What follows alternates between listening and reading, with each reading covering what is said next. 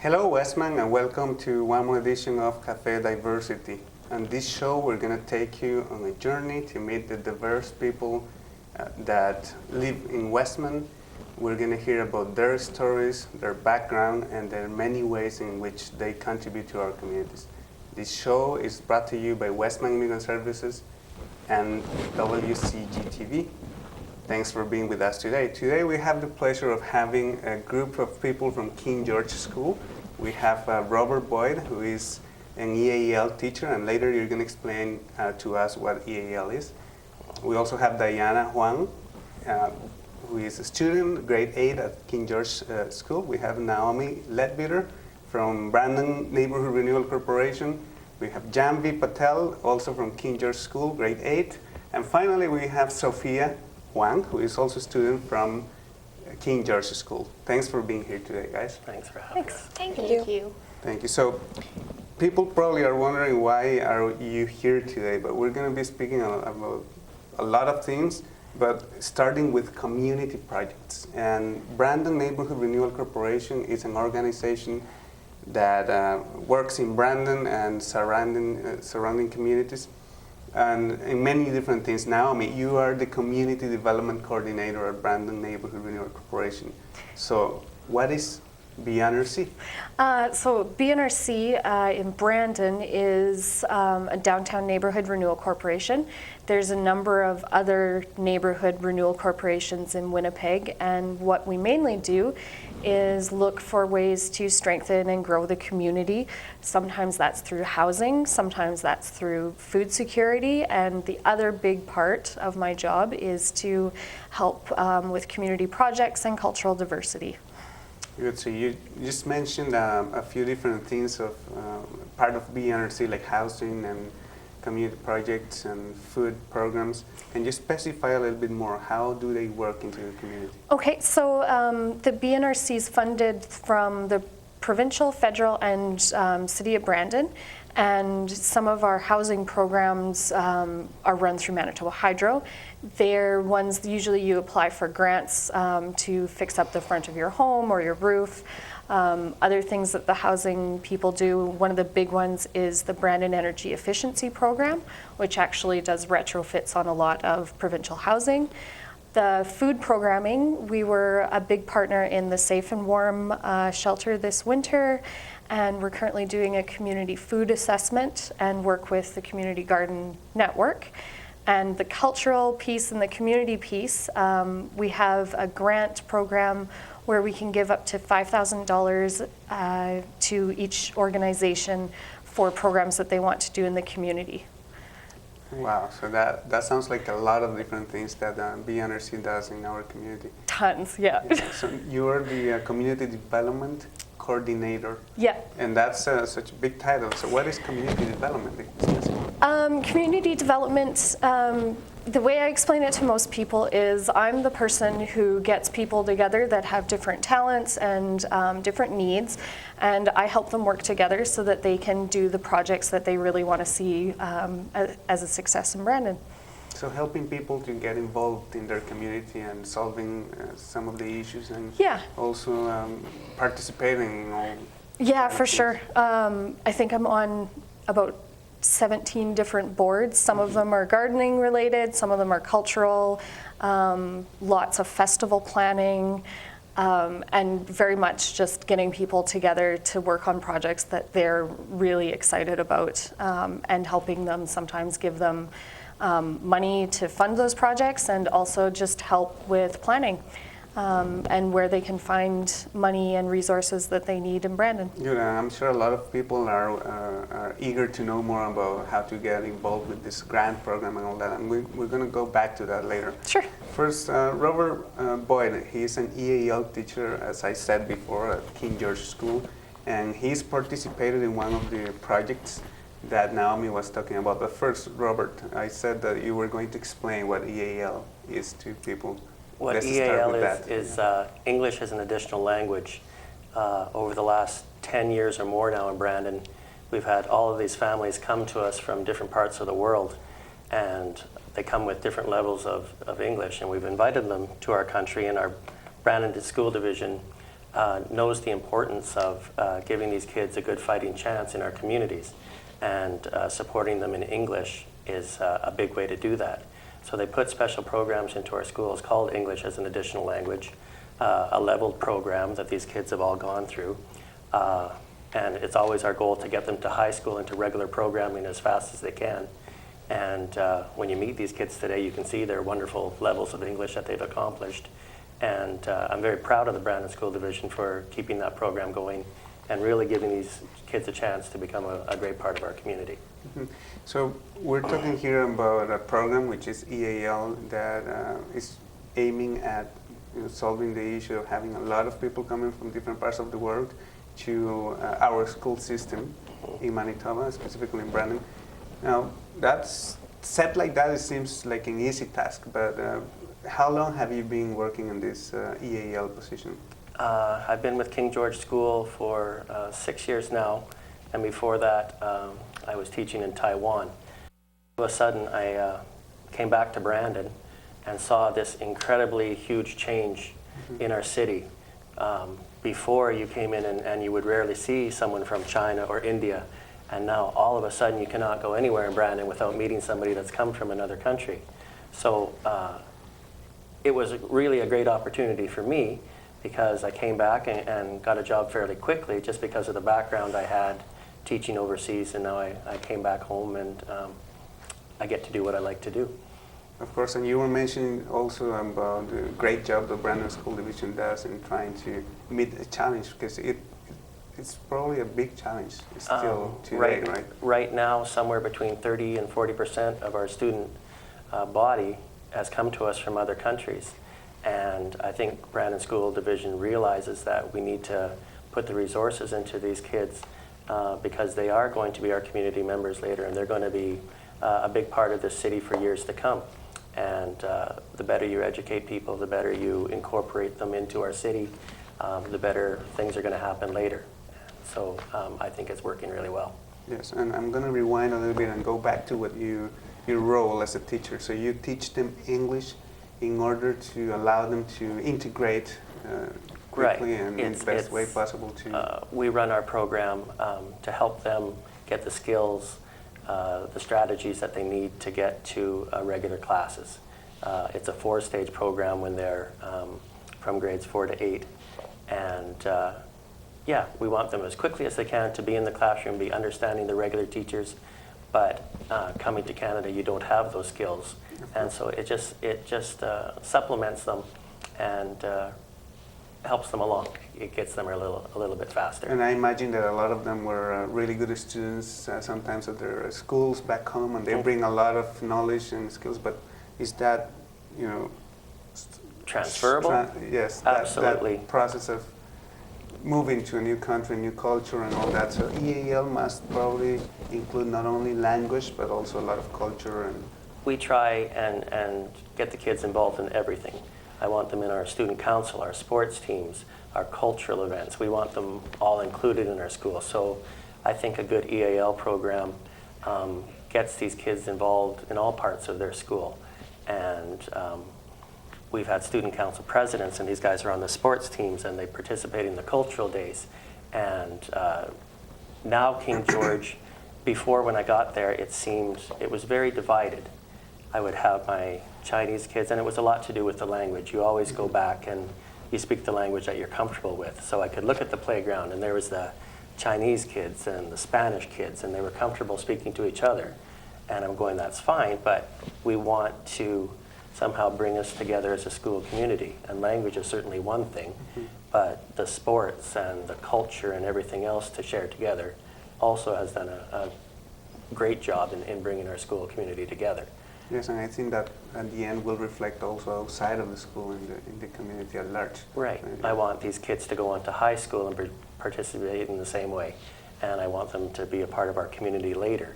And if you go around Brandon during Winter Festival, I see a lot of King George kids running those pavilions now and greeting people at the door and using the language. And it's sort of our long-term goal with these kids to make them a bigger part of our community.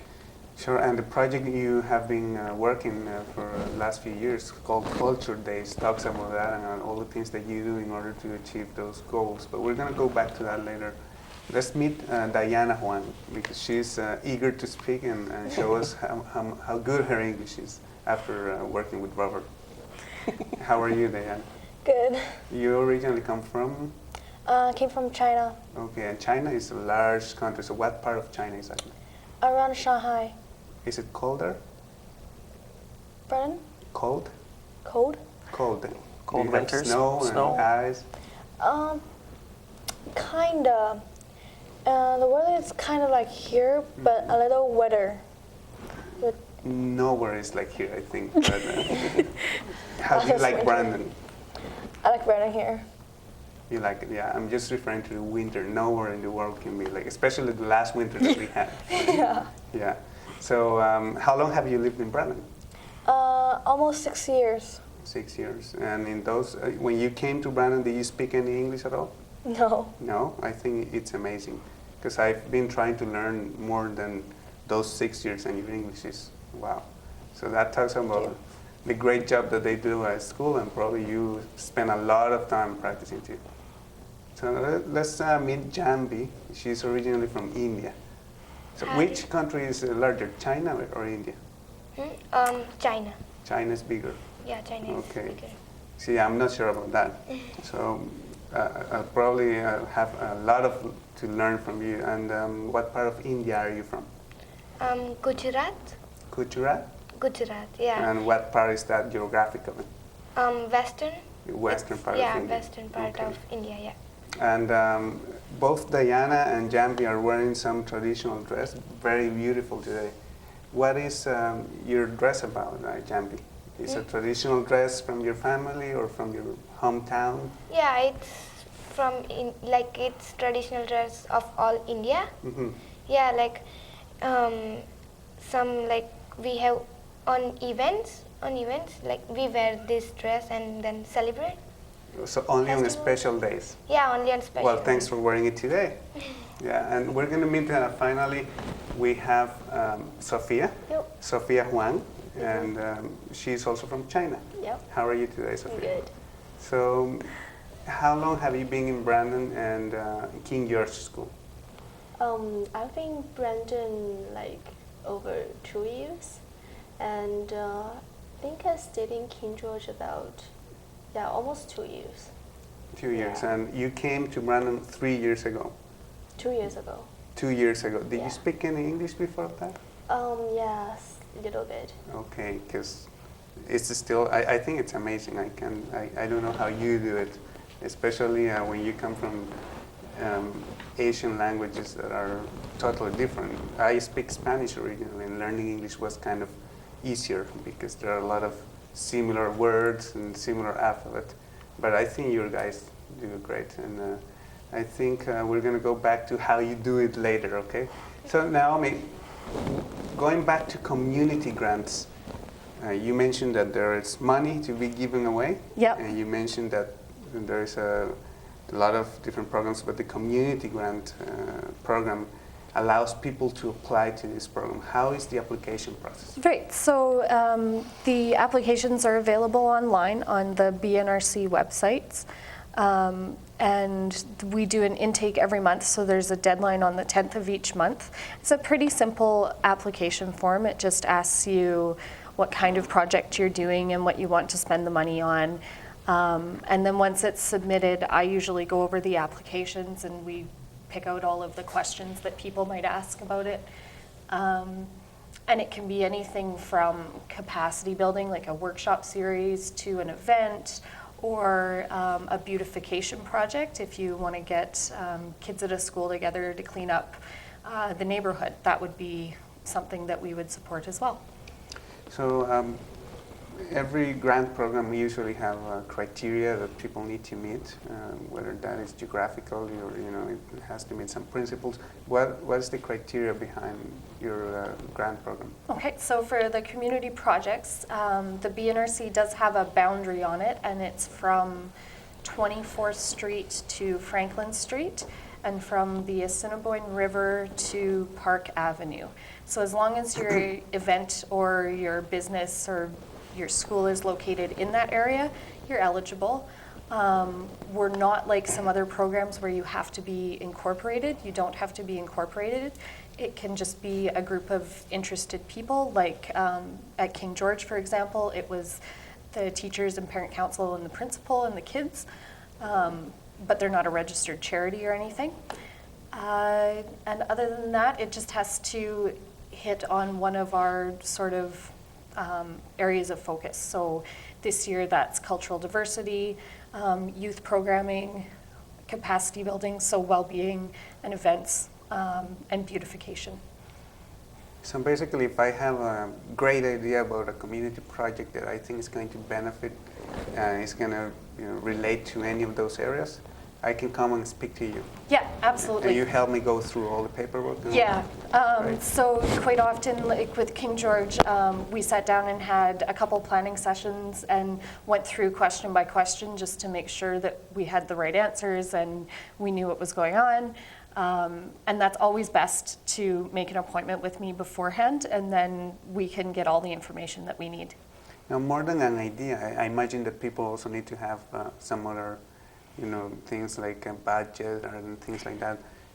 What is a good, summary of things that I need to have if I have an idea for a project before coming to you? It's really great if you can have an idea of a budget, so what you're going to spend. If you've got some other community partners that you want involved, the more partnerships you have, the better your application is, and letters of support. And just a list of who's involved and what their roles are. So if you've got 4 people that are planning an event, and one of them's handling the food and the other one's handling the bookings and stuff. Mm-hmm. It's the more information you have, the better.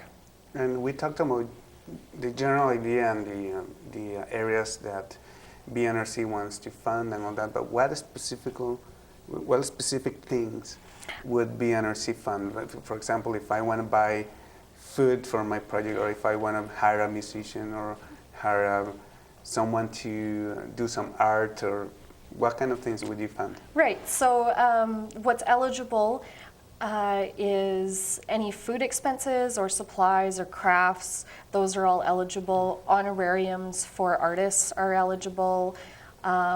Short-term sort of wages, like if you needed a coordinator to pull an event together, sometimes that's allowed. The things that aren't allowed are actually easier to talk about. So ongoing operating expenses like hydro and water, we don't pay for those. We don't pay wages long term because they'd be considered ongoing as well, and we don't do capital expenses. Mm-hmm. So we can't fix the wiring of the inside of a building. Someone wants to make a community project and wants to talk to you, how do they contact you?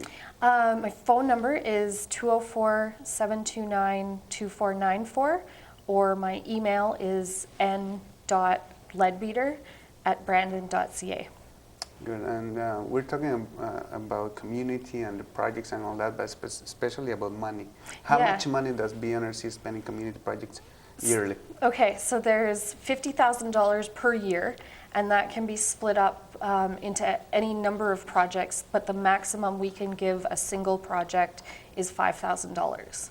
So that could be 10 projects of $5,000 each, or actually what usually happens is last year we had 23 projects, anywhere from $400 to $5,000. Good, and we're going to go back later to that and talk about which projects have you found in the past, because I think it's really interesting. Yeah. Robert, you have put some of those dollars to very good use. So let's talk about the project that you did at King George School that was funded through BNRC. What is it called? We throw a project called Cultural Days. Okay. And the idea came about 4 years ago, after I got home from the Brandon Festival one Sunday night. And I had such a great feeling going to all these different pavilions and meeting people from around the world.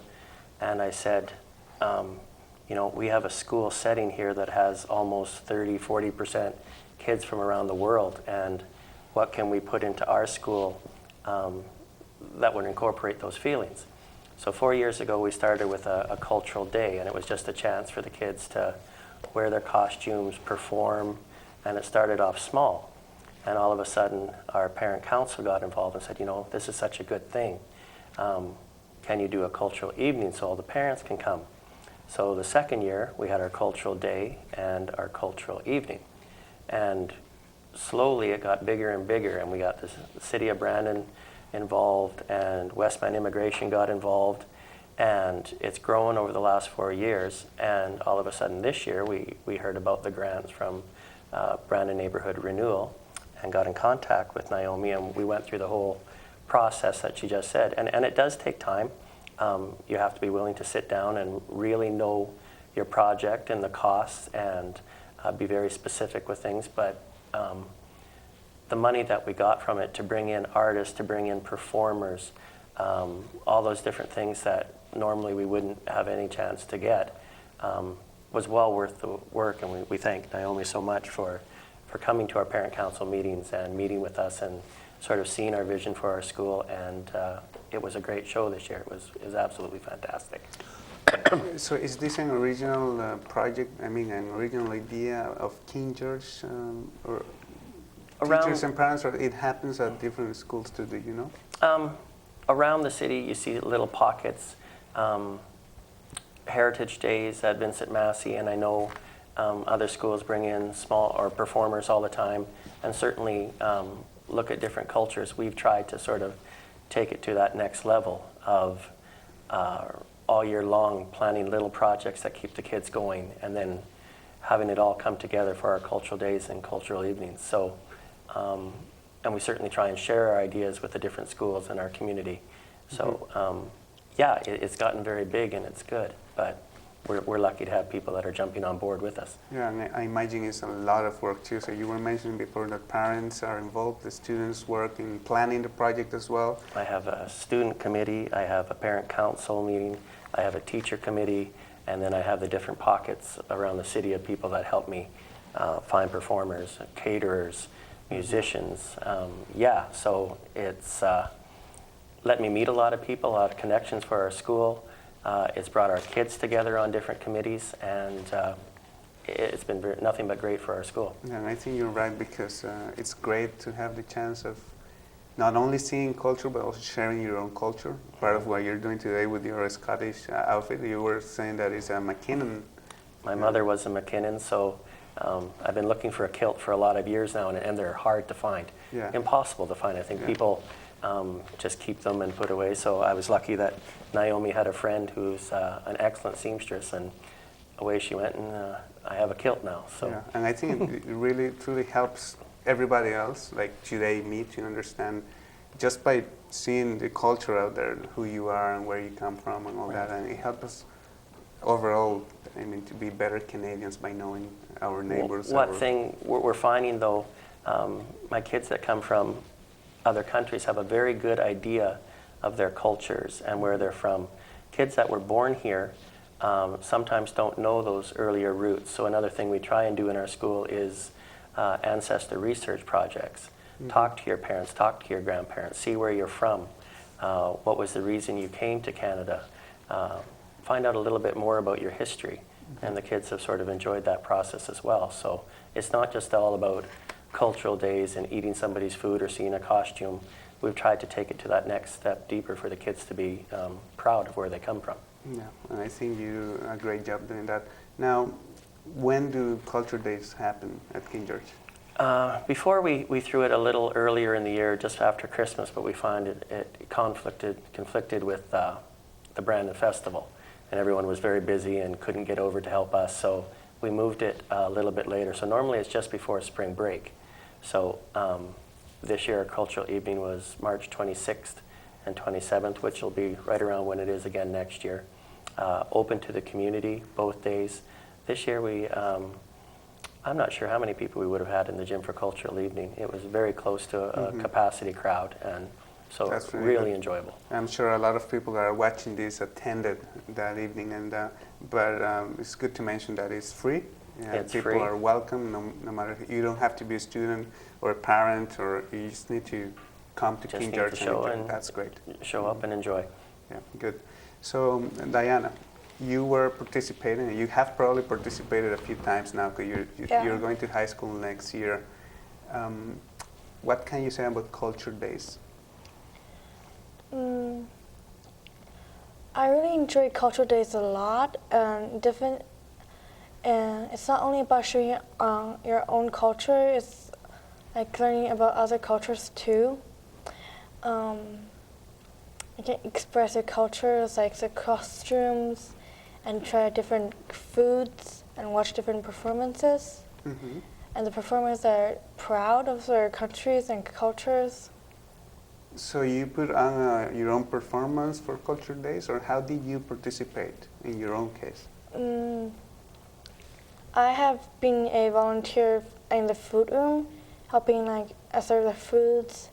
And this year I did a performance with my group at the Brandon School of Dance. We did a flamenco dance. Oh, wow.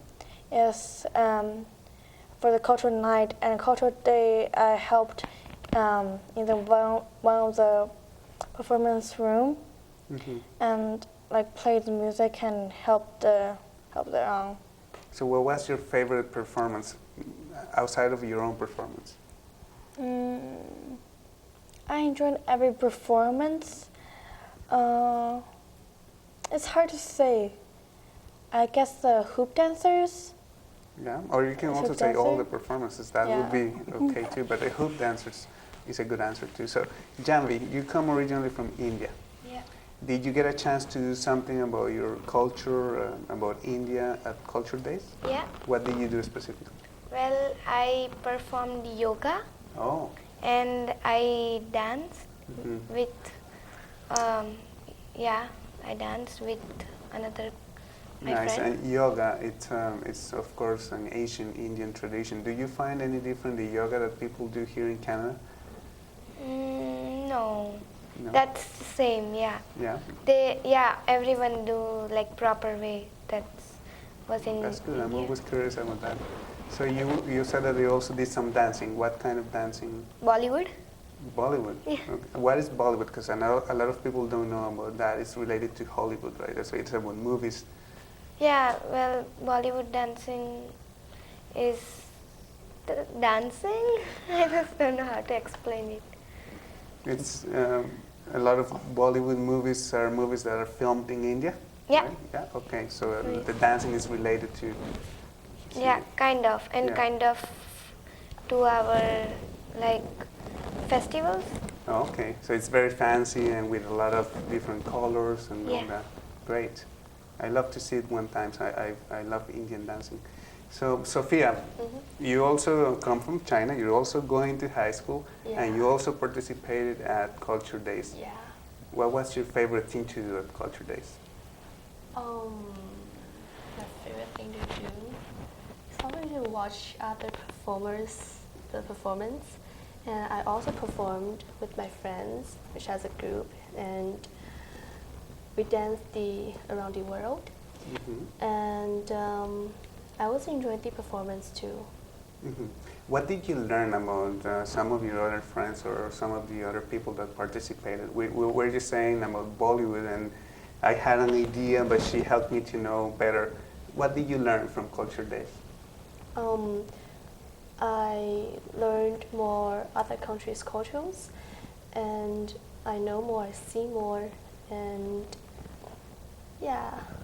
So you think you're gonna miss it now that you three are going to high school? Yeah. Maybe you can start something like that at your high school or participate in something that's happening over there. Plus, some of our high school students come back. Oh, okay. So You they're always, participate. once you're a King George student, you're welcome back for life. So our high school students come back and perform for us as well. See, have a lot of time, but this could take a whole evening of chatting because it's so interesting. Thanks for being here today. This is Café Diversity, and I'm Jaime Chinchilla, Cultural Diversity Facilitator for Westman Immigrant Services. Thanks for watching.